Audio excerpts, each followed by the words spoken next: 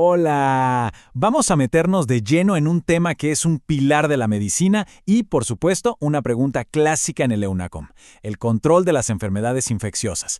Pero, ojo, la idea no es solo memorizar una lista de medidas, lo importante es entender la lógica que hay detrás, la cadena de transmisión.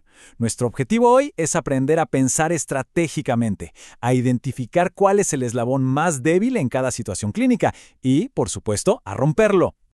Para eso, vamos a seguir la ruta lógica de cualquier infección. Primero, vamos a desglosar el modelo de la cadena, que es nuestro mapa. Luego, vamos a ver cómo atacar cada eslabón: el agente, el reservorio, la transmisión y el huésped. Y para cerrar, vamos a aterrizar todo esto en la realidad del sistema de salud chileno, viendo cómo se aplica en programas clave. Ok, empecemos por la base de todo. Para poder controlar una infección, primero hay que entender cómo se mueve, cómo se propaga. Hay que pensar un poco como ella. Y el modelo de la cadena nos da justamente eso, un mapa conceptual para ver dónde y cómo podemos actuar de forma inteligente para interceptarla. Entonces, ¿qué es esta famosa cadena de infección? Bueno, es básicamente una secuencia de pasos que deben ocurrir para que una enfermedad se propague. Imagínenselo como una fila de fichas de dominó. Si sacamos una sola ficha de la línea, toda la secuencia se detiene. Nuestro trabajo como médicos es precisamente ese: identificar la ficha clave y quitarla del juego. Y bueno, aquí los tienen. Son 6 eslabones clave. Pensemos en el recorrido completo. Todo parte con un agente infeccioso, que vive en su reservorio. De ahí, necesita una puerta de salida y una vía de transmisión para viajar, hasta que encuentra una puerta de entrada en un nuevo huésped que sea susceptible.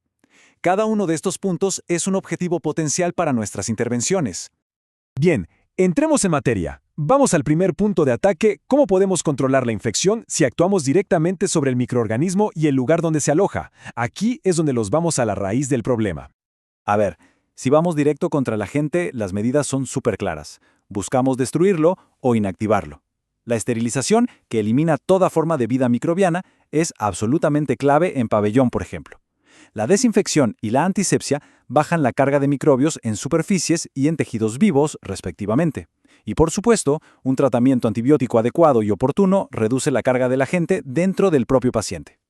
Ahora hablemos del reservorio, que es básicamente el hogar del agente. Si el reservorio es una persona, el diagnóstico y tratamiento precoz son fundamentales. Si son animales, hablamos de control de zoonosis. Y si el problema está en el ambiente, bueno, ahí entra el saneamiento básico como la cloración del agua o el manejo de excretas.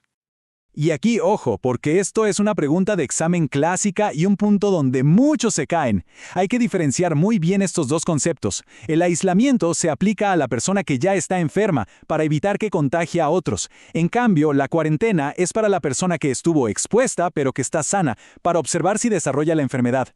Repito, el enfermo se aísla. El contacto sano que estuvo expuesto se va a cuarentena. Grábense eso.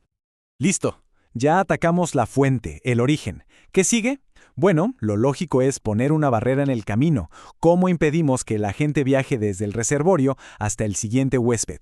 Aquí es donde entran todas las medidas que buscan justamente interrumpir la transmisión. Y de todas las cosas que podemos hacer, hay una que es la reina por lejos. Pensemos un segundo. ¿Cuál es esa intervención que todos conocemos que tiene el mayor impacto posible con el menor costo y la menor complejidad? Exacto, el lavado de manos. Suena tan básico, ¿verdad? Pero su impacto es gigante, sobre todo para prevenir las infecciones asociadas a la atención en salud. Es, sin ninguna discusión, la intervención más costo efectiva que existe para cortar la transmisión. Pero claro, no todo es lavarse las manos. Tenemos todo un arsenal. La etiqueta respiratoria al toser, el uso correcto de los equipos de protección personal o EPP, el control de vectores como el mosquito del dengue y, por supuesto, asegurar que la gente tenga acceso a agua potable y a alimentos seguros. Todas estas medidas buscan poner una barrera, ya sea física o ambiental, entre el microbio y nosotros. Ok, ya vimos cómo atacar al bicho, su casa y el camino que usa. ¿Qué nos queda? El eslabón final de la cadena, nosotros, el huésped susceptible. Ahora la pregunta es: ¿cómo podemos fortalecer nuestras propias defensas para que incluso si el agente logra llegar, no pueda causar la enfermedad? Acá la herramienta estrella, sin ninguna duda, y la más costo-efectiva en salud pública, es la inmunización, o sea, la vacunación. Lejos. Después vienen otras estrategias importantes como la quimioprofilaxis postexposición, que es lo que hacemos con los contactos de meningitis meningocócica, la inmunización pasiva, que es dar anticuerpos ya listos, y por supuesto, la educación para la salud. Y claro, cuando hablamos de vacunación, tenemos que hablar sí o sí de la inmunidad de rebaño o herd immunity. Esto es clave. No se trata solo de la protección de una persona. Cuando vacunamos a un porcentaje muy alto de la población, se crea un escudo que protege indirectamente a los que no se pueden vacunar, como los inmunosuprimidos o los recién nacidos. Es, en el fondo, un acto de solidaridad colectiva. Perfecto. Ya tenemos todo el modelo teórico en la cabeza. Ahora la pregunta es, ¿cómo se ve esto en la práctica? ¿Cómo aterriza todo esto en el día a día del sistema de salud chileno? La piedra angular de todo es la vigilancia epidemiológica. Piensen en ella como el sistema de inteligencia, los ojos y oídos de la salud pública. A través de la notificación obligatoria de ciertas enfermedades, las ENO, podemos detectar brotes a tiempo, seguir las tendencias y, muy importante, evaluar si las medidas que tomamos están funcionando o no. Sin buenos datos, estamos actuando a ciegas. Y esta tabla lo resume de manera brillante. Fíjense cómo los grandes programas de salud en Chile calzan perfecto con el modelo de la cadena. El PNI, el Programa Nacional de Inmunizaciones, donde pega directo al huésped susceptible, a través de la vacunación. El programa de tuberculosis, o TBC, se enfoca en el reservorio, buscando y tratando activamente los casos para que dejen de contagiar. Y el Plan Auge, o GS, al garantizar el tratamiento para patologías como el VIH o la hepatitis B, que está haciendo, controlando el reservorio humano. Ok.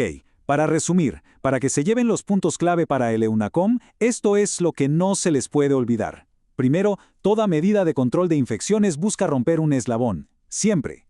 Segundo, la diferencia entre aislamiento para enfermos y cuarentena para expuestos sanos es fundamental. Tercero, la vacunación es la herramienta principal sobre el huésped. Cuarto, el lavado de manos es la medida más eficaz para cortar la transmisión. Y finalmente, entiendan cómo los programas como el PNI, el de TBC y el GES aplican estos principios. Y para cerrar, les dejo un desafío clínico para que apliquen todo lo que vimos. Imaginen que están frente a un caso índice de meningitis meningocócica. Con este modelo que revisamos, ¿qué medidas específicas aplicarían para actuar sobre la gente y sobre el reservorio, para cortar la transmisión y para proteger a los huéspedes susceptibles? Hacer este ejercicio mental estructura el pensamiento clínico y la respuesta que debemos dar en salud pública.